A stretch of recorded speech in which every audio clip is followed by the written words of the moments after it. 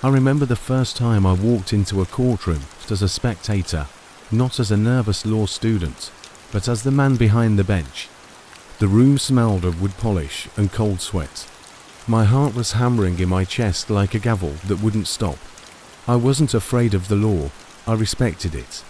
What I feared was failing the people who would stand before me. The courtroom was empty when I arrived early that morning. I always arrived before anyone else. It gave me time to breathe, to think, to pray, and to remind myself, every person who enters this room has a story. And it's not just my job to enforce the law, it's to listen, to see the human being beneath the mistake. My name is Frank Caprio. I was born to Italian immigrants who taught me the value of hard work and humility. My father was a fruit peddler. He didn't finish the 3rd grade, but he never let a man walk past his cart without offering him a piece of fruit and a kind word. And that stuck with me.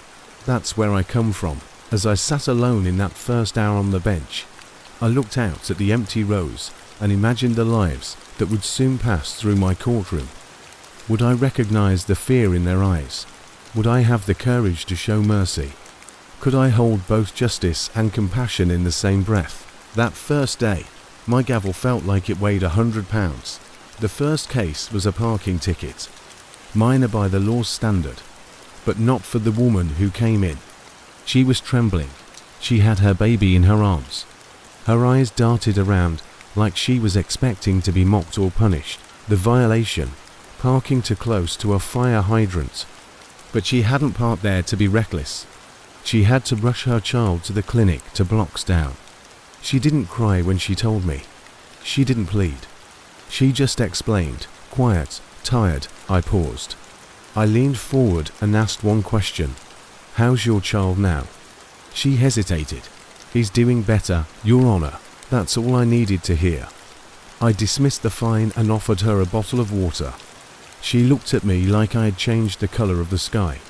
And in that moment, I understood something deeper than any legal theory from law school. Sometimes justice is not about what is written in the books. It's about what is written in someone's day. That was the first spark. The first moment I realized the bench wasn't just a seat of power.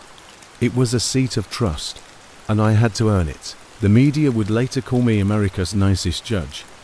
And maybe they saw those clips of me letting kids help me read violations or asking elderly citizens about their health before talking about fines. But they didn't see those first days when I wasn't sure if I was doing it right. When I was still learning how to mix law with love. I wasn't trying to be a hero. I was trying not to forget where I came from. And that first morning, alone in the courtroom before the world arrived, that's when I promised myself something. I said it aloud, the words bouncing back from the polished wood of the judge's bench. If you ever forget the feeling of sitting in that defendant's chair, Frank, you don't belong up here anymore. I never forgot. It was a Tuesday morning, any other. The courtroom was buzzing with low murmurs, the kind that always settle over people waiting for their names to be called. Nervous laughter, quiet apologies, stifled yawns. I was reviewing a traffic docket, working through the day's stack of violations. Parking fines, red light infractions, the usual. Then came a name I'll never forget. Giovanni Caputo.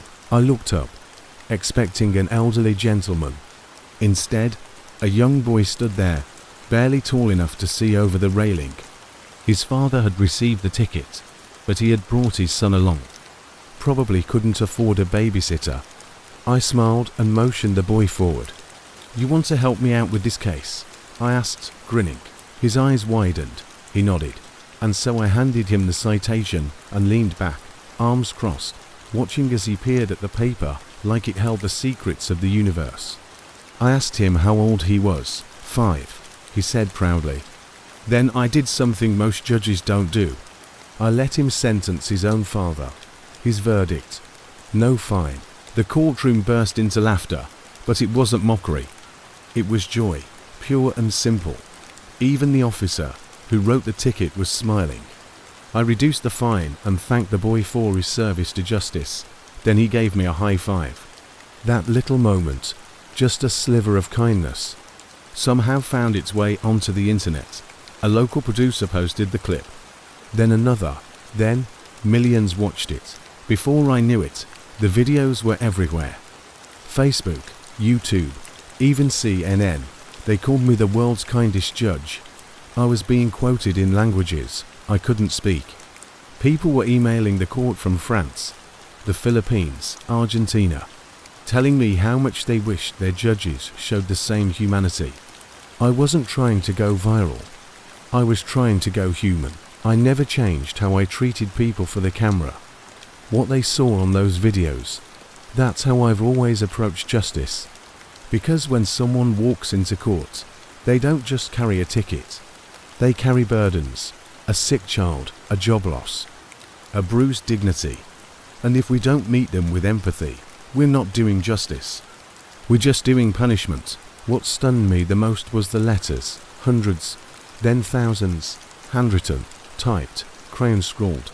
A 9-year-old from Chicago wrote, "Judge Caprio, I want to be like you when I grow up, because you are fair but also nice." A grandmother from South Korea said she watches my clips every night before bed because it helps us sleep peacefully. And then there were letters from people who had been in prison, thanking me for reminding the world that people make mistakes, and that those people are still people. That flood of compassion reminded me of something my father used to say when I was young. It doesn't cost anything to be kind, but it can buy a man his dignity back. I kept every letter. I had them bound into books. I would read one every morning before court, just to remind myself who I was doing this for. And yes, some folks criticized me. They said I was soft, that I let people off too easy. But I always asked one question in return. If someone made you the judge of the world, would you want them to remember your worst day or your best intention? This courtroom didn't make me famous. People did, not because I wore the robe, but because I saw through it. I never saw myself above them. I was one of them, just lucky enough to sit behind the bench instead of in front of it. That little boy with the wide eyes and confident no fine. He reminded me why I started, and that viral moment didn't change me. It reminded the world of what I promised myself the very first day I picked up that gavel, to judge with law but lead with love. There's a moment in every judge's life that rewrites the very meaning of justice. Mine happened on a morning when the rain wouldn't let up, and neither would the smell of wet pavement that drifted into the courtroom with every opening door. He came in without an umbrella. His hair was matted. His coat was more duct tape than fabric, and the paper in his trembling hand was a parking ticket. He wasn't angry. He wasn't pleading. He was tired. He looked down at the citation. Was heavier than the bags he carried, like it was one more reminder that the world never left room for mercy. I looked at his name, Earl McKinney. I'd seen him before, though never in my court. He had been living out of a van parked legally for the night, but the next morning, street cleaning day, he hadn't moved the vehicle, ticketed. Technically, he had violated the law, but technically doesn't always mean justly. "Why didn't you move your van, sir?" I asked. His reply came slowly, with the kind of dignity you don't expect from someone whose life has been stripped to bone. "My battery died, Your Honor. Didn't have money to replace it. Been trying to save up." I was inside the van all night. He said it like he was apologizing for existing. In that instant, I wasn't sitting on a bench. I was sitting across from my father again, in that tenement house on Federal Hill, remembering how some nights he went hungry so he didn't have to. I remembered the shame he carried just because we couldn't afford a second pair of shoes. So I asked Earl one question. "Do you have a place to go tonight?" He shook his head. I reached into the drawer beside me, not for a gavel, but for a gift card to a local diner. I kept a few there for cases just like this. I told him to grab a warm meal on the courts tab. I dismissed the ticket entirely. No fine, no conditions. He started to cry. The officer at the side of the room moved away, blinking fast. Earl whispered. I didn't think anyone cared anymore, and that's what stuck with me. Not the case, not the dismissal, but his disbelief in kindness. A world that had taught him to expect punishment, not grace. As he shuffled out of the courtroom, people clapped. Not for me, but for the principle we all knew we just witnessed. Justice isn't just law, it's law with heart. That night, I stayed late and thought about how many earls had passed through this court unnoticed. How many had been fined because they didn't have a voice loud enough to be heard. I made it a point from that day on to ask more questions, not just about what they did, but why. Because the why ... is where humanity lives. Some critics later mocked the clip online when it went viral again. They called it sentimental theatre, said I was playing to the cameras. But those critics didn't see Earl. They didn't see the trembling hands, the eyes that hadn't been looked into in weeks, the humility of a man who wasn't asking for special treatment, just for understanding. And if that's theatre, then I'll proudly take the stage every day of my life. That moment taught me more about justice than any law book ever did. Every time I sit behind that bench, I don't hear the gavel first. I hear my father's shoes, old, worn-out leather sawless scraping against the tile of our little apartment on Federal Hill in Providence, Rhode Island.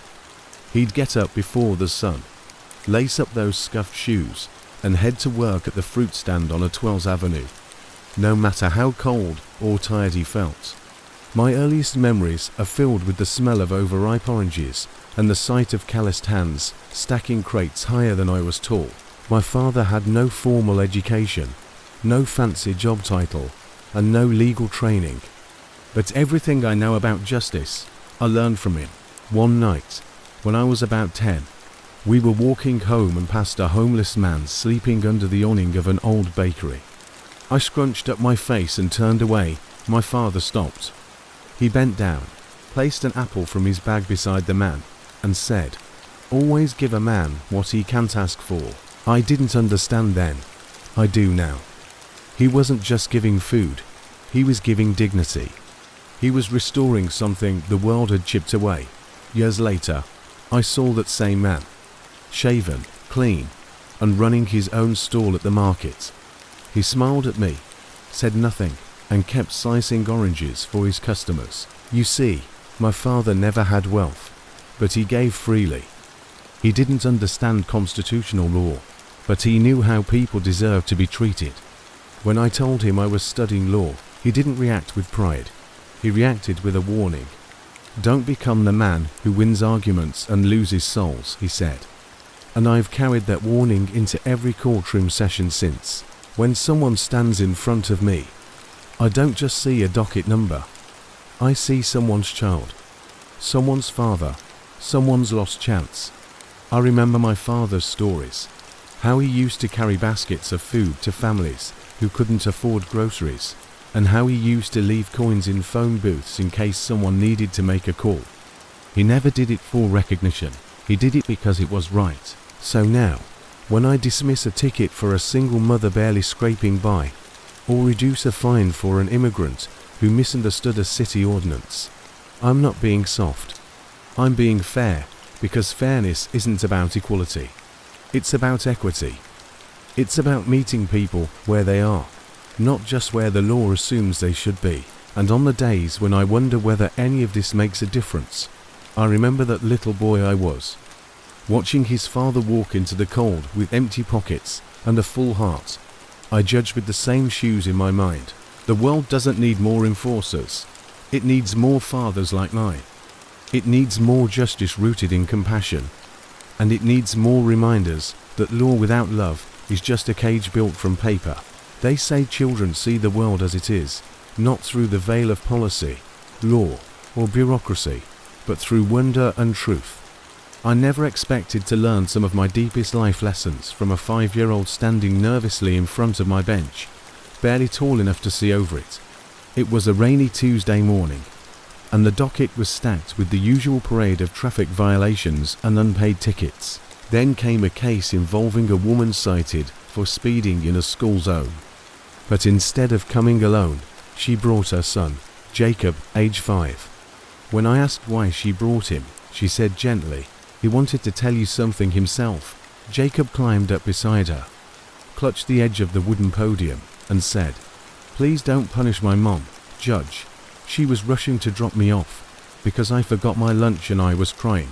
That courtroom, often filled with cynical grown-ups playing legal chess, fell silent. Not out of pity, out of something deeper. This wasn't just a procedural violation anymore. It was a moment of pure humanity, the kind no textbook can teach and no courtroom training can prepare you for. I dismissed the ticket and gave Jacob a little smile. Then I thanked him. Because that day, Jacob reminded me that behind every ticket is a story. Behind every fine is a child, a job, a fear, a mistake. And sometimes, it takes a child to strip away the layers of blame and show us what really matters. And Jacob wasn't the only one. There was Ariana, who came with her father, clutching a notebook. She had drawn pictures of hearts and wrote "thank you," Judge in block letters, because her dad told her I gave him a chance when no one else would. He had 12 parking violations and no job, but he'd just started working nights. I reduced his fine so he could afford groceries. She came to thank me with crayons. Then there was Tyler, age 7. He was the defendant. Yes, you read that right. His mother received a notice for a school zone violation, but it was his school. And when asked why he thought the car went too fast, he said, "Because I was late to school and I didn't want to miss my spelling test." I laughed out loud and reduced the fine, then told him, "One day, you'll make a great lawyer. Just don't speed." Each child who came through my court changed me in ways I can't fully explain. They reminded me that mercy isn't weakness, that understanding doesn't erode the law, it strengthens it, and that justice must include joy or it loses its soul. These weren't special days. They were just days when the curtain pulled back, and I was reminded that I'm not judging papers. I'm judging lives. I often say I'm not here to make money for the city. I'm here to make sure justice wears a human face.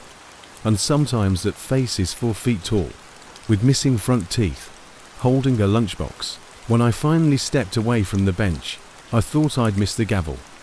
But what I missed most was the people. I didn't just retire from a job. I stepped away from decades of watching real lives unfold like theatre across a worn, wooden stage. And without that daily rhythm, the silence was loud. At first, I thought I'd enjoy the quiet mornings. But coffee tasted different without the distant sound of footsteps echoing through courtroom halls.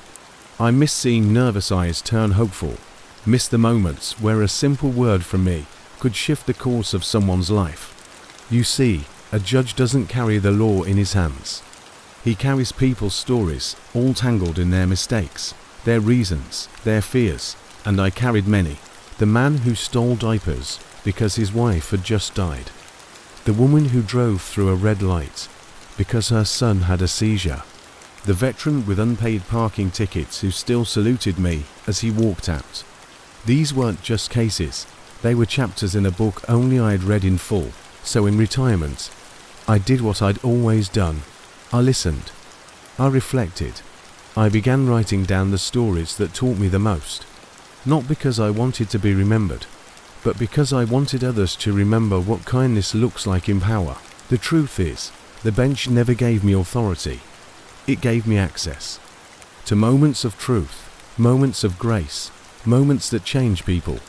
Retirement reminded me that my true legacy isn't in legal precedent. It's not in any plaque, award, or headline. It's in the 12-year-old who grew up remembering that a judge once smiled at her, not scolded her. It's in the single mom who never forgot that someone gave her an extra month to pay a fine instead of throwing her in jail. It's in the thousands of lives touched not by justice, but by compassion with teeth. Now, I spend my days sharing what I learned, visiting schools, talking to law students, giving interviews, not because I need the spotlight, but because I believe every future judge, every future leader, must learn this. People do not come to the courtroom to be punished. They come to be heard. So as I close this final chapter of my life story, I don't want to be remembered for how many cases I closed. I want to be remembered as the judge who kept his door open, who knew the law, but chose to wear it with humanity, who wasn't afraid to laugh, to cry, to forgive, even when the law said otherwise. That was my courtroom. That is my legacy. Thanks for watching. If this story moved you, please consider subscribing and sharing it. Every view helps keep powerful stories alive. Want more untold stories of justice, betrayal, and legacy? Hit the bell icon so you don't miss what's next. If you have a real story you'd like to share, especially one involving betrayal, justice, or redemption, reach out to us. Your voice deserves to be heard.